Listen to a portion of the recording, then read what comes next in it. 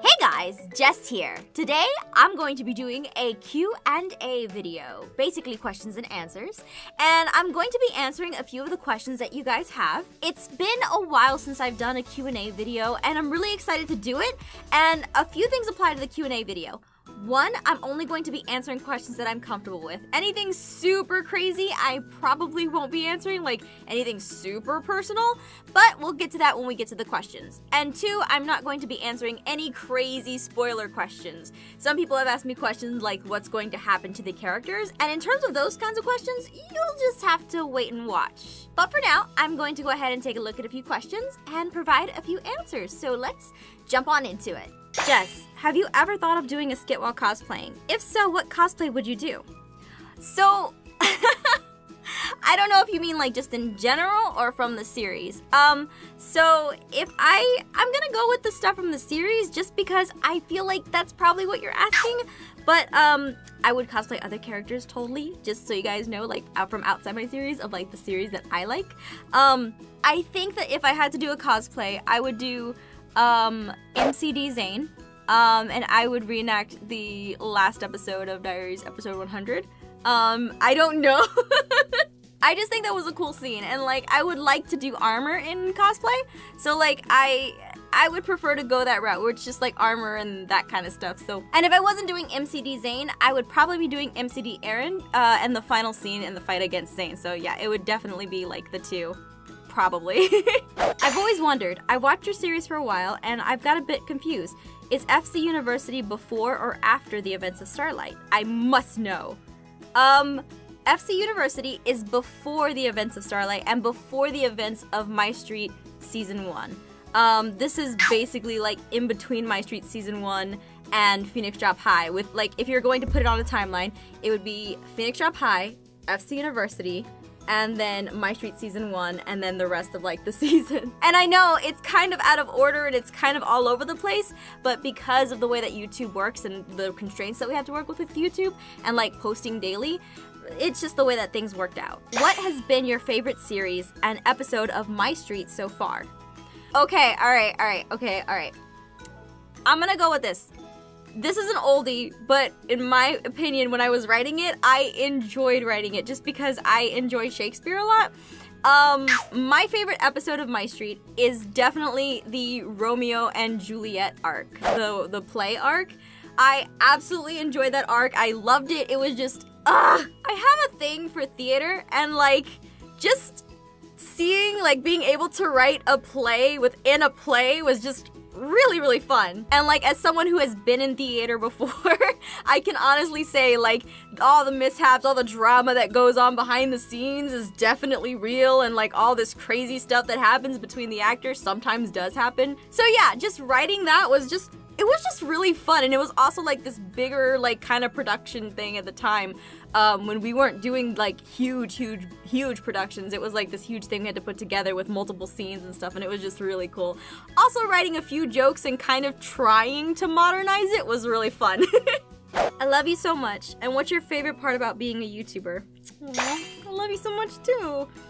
My favorite part about being a YouTuber is definitely, oh my gosh, I just enjoy making stuff, if that makes sense. Like, I enjoy content creation in itself. It's really fun to kind of just push your limits, push your boundaries, and see what you can produce while not trying to go crazy at the same time. But no, I'm serious. It's really fun to make content. It's fun to see people enjoy that content, and it's fun to basically have you guys with me on this journey. Like, I don't know how to describe it. It's just, it's fun to do all of these things. It's fun to have people who support you, and it's fun to just be yourself, you know? I guess that doesn't really answer the question, but I will refine that later, and I will find out what exactly that means. But my favorite part is you guys and content creation and hoping that you guys like me. So yeah, that's the favorite part. How do you handle all the stress that comes along with your job? Thinking of becoming a YouTuber myself, so I was just curious.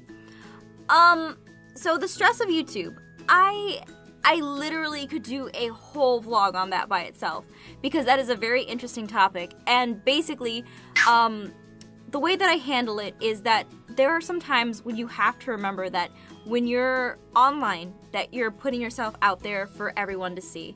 You almost feel like very vulnerable sometimes.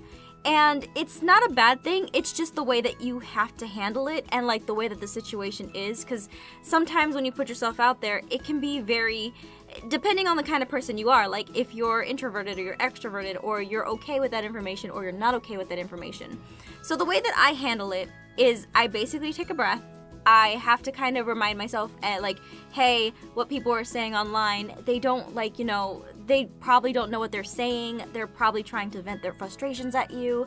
And just remember to kind of keep going.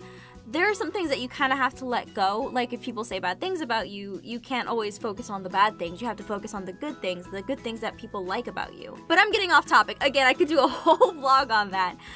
The way that I handle it is sometimes I take like a bubble bath, or sometimes I kind of like write down my frustrations and then I just like delete them all. And then I'm like, okay, at the end of the day, if I write all my frustrations out, or, you know, delete, like write them out, print them out, or like write them, print them, however, rip up the paper, and then just remember that like at the end of the day, I'm having fun doing this, and like it's very important to kind of de-stress or like go out and do something fun and step away from the computer for a bit. So yeah, that's how I handle my stressful situations. Or sometimes I just write scripts, because sometimes letting out those frustrations in a very productive way is so much better than just, you know, daunting on them. That can help you a lot. That's how I take care of my stress. So yeah.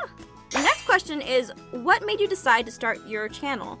Like, were you inspired, or did you just decide to do it one day? So I've answered this before, but for those of you who are new to my channel and want to know more about this kind of stuff or know more about me, the way that my channel started was basically Jason, my husband, has suggested like, hey, we should do a channel with a group of our friends. And that's how we started off with our channel. Our channel was originally 4 people, myself, Jason, and 2 of our friends. Eventually the 2 had to leave, so it was just myself and Jason, like, after the first, I think, couple months of like our growth. And then after we started up, Jason and I just kept doing content together. At some point, like, I realized that I was really good at kind of like writing.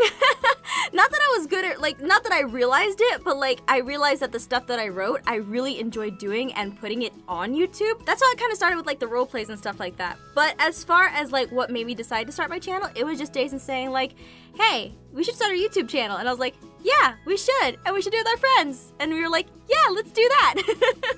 So that's how we started off. Were you nervous about making videos at first? If so, how did you get over that anxiety? That's a good question. To be honest, I still haven't gotten over that anxiety myself. I still, like, whenever I start a video like this, or whenever I start something like this, I get very nervous, I get very shaky, I kind of have to, like, shake it out before I start, and even when I'm recording, sometimes I still have that anxiety, and I already have, like, anxiety myself, so doing videos definitely takes a lot of courage. It takes a lot to put yourself out there. It takes a lot to basically talk to a camera and hope that, like, you know, you're not doing the wrong thing, or, you know, that you look okay and stuff like that. But the way that I got over that anxiety was I kind of stopped and I realized that if I enjoy doing this and I want to do this, that I have to keep going at it.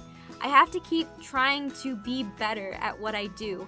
And that takes time and that takes practice. And the only way that you're going to get practice is if you do it. So I put myself out there, still with anxiety, but knowing that I can do better, and that I can keep trying, and that somewhere out there, there's someone that will probably be inspired to do the same.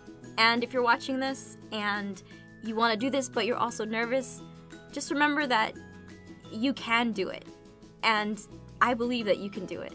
What would be your job if you weren't a YouTuber? That is an interesting question.